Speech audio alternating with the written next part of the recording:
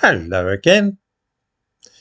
I will readily admit to gaining a certain amount of enjoyment from occasionally watching the videos which have been made with the intention of showing me to be devious, mistaken, or downright wicked. In the usual way of things, I would give links to the videos which I'm about to talk about in the description to this video, but those concerned always claim that I have set bully boys and thugs on them when I do so. They are such shrinking violets that even mentioning their real names triggers accusations of doxing. How different, how very different from my own openness about my identity and whereabouts. I shall limit myself to saying that one goes by the pseudonym Bob, and I think of the other privately as the Tegretol Kid. This is the proprietary brand name for carbamazepine, which is an anticonvulsant. Yesterday morning, I released a video about Humza Yousaf, one time First Minister of Scotland. I captioned the thumbnail to this video. Humza Yousaf says that his heart is in the Highlands. He didn't, of course, say that at all. He actually said that his heart would forever belong to Scotland. Saying that his heart was in the Highlands was a humorous reference to the song My Heart's in the Highlands by Scotland's national poet, Burns.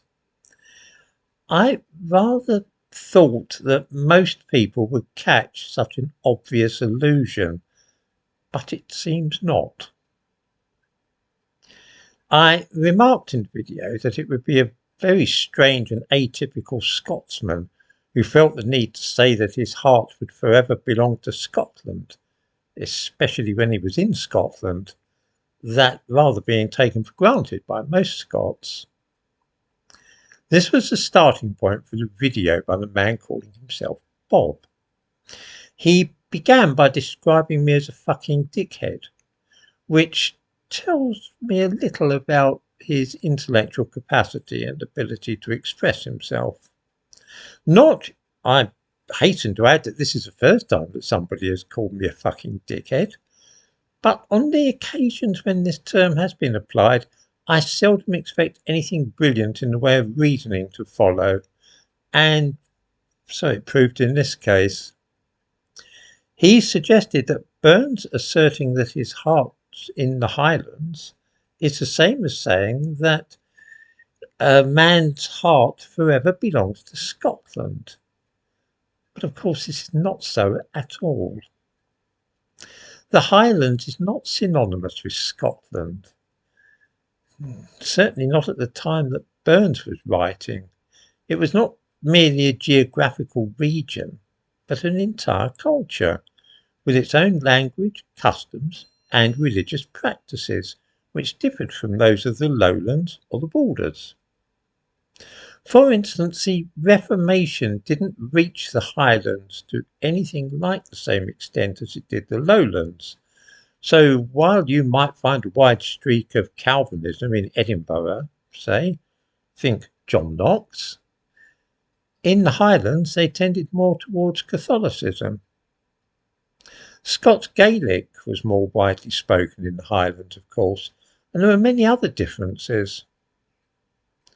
When Burns wrote My Heart's in the Highlands, he was not saying My heart is in Scotland, which would have been superfluous, for he was in Scotland already. He was speaking of that distinct cultural entity which claimed his allegiance. In other words, Burns was Scottish, all the people in Scotland were Scottish, but there was something about the Highlands that drew him and made him want to be part of it. This is, of course, precisely the point that I was making in my video, which is why I referenced the Burns poem in the thumbnail. You see, it would be odd if an Englishman living in England felt the need to say, My heart is forever in England. But if he was from London and living, I don't know, say in the Lake District, he might very well say, "Oh, my heart is in London." Or somebody from the northern town of Grimsby who lived on the south coast of England might remark, "I'm a Grimsby lass at heart." These statements, which are identical to Burns' "My heart's in the Highlands," are not affected expressions of English or Scots patriotism, but they rather tell of a nostalgia or longing for a different part or different culture from that where the person is currently living. I dare say that this is likely to go right over Bob's head, since he evidently did not realise that I had already brought Burns into the video before I started speaking. The comments to this video of his are priceless. One fellow who commented here said that I was literally insane. Well, I mean, it may be so. I've seen no evidence of it, but next time I'm passing a psychiatrist, I'll get him to give me the once over. Another expressed the view that Bob was a legend.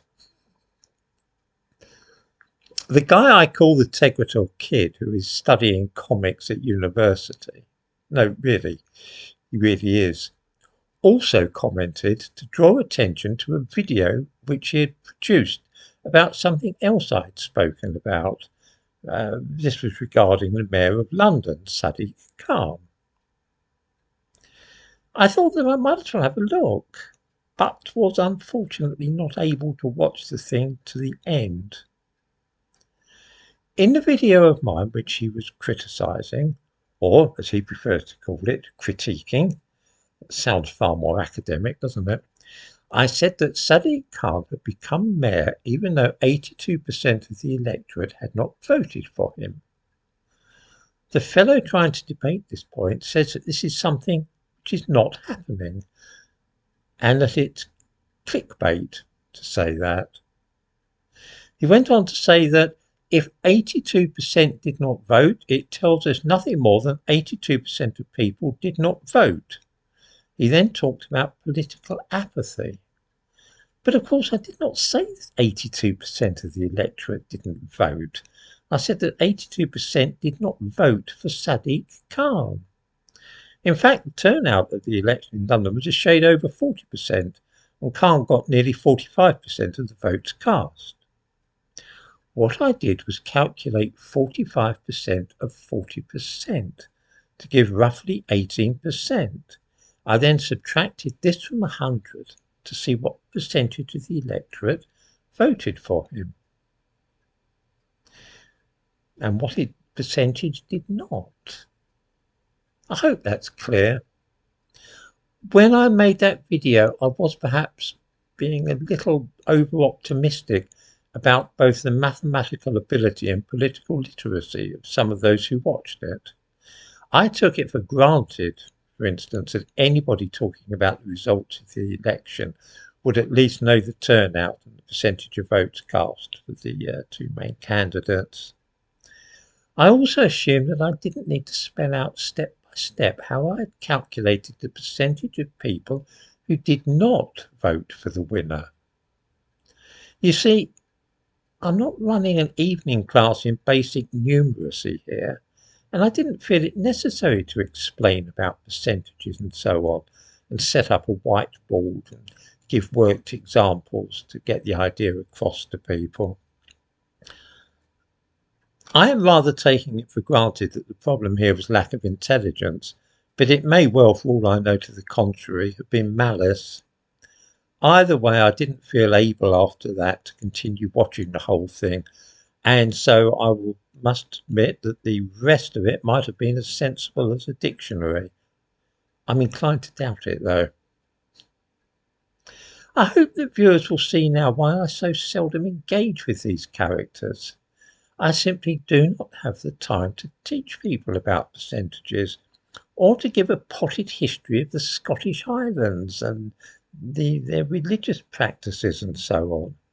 My life is very busy with more important things. I mean, I did have a chuckle at those two videos, but a little of that sort of thing goes quite a long way.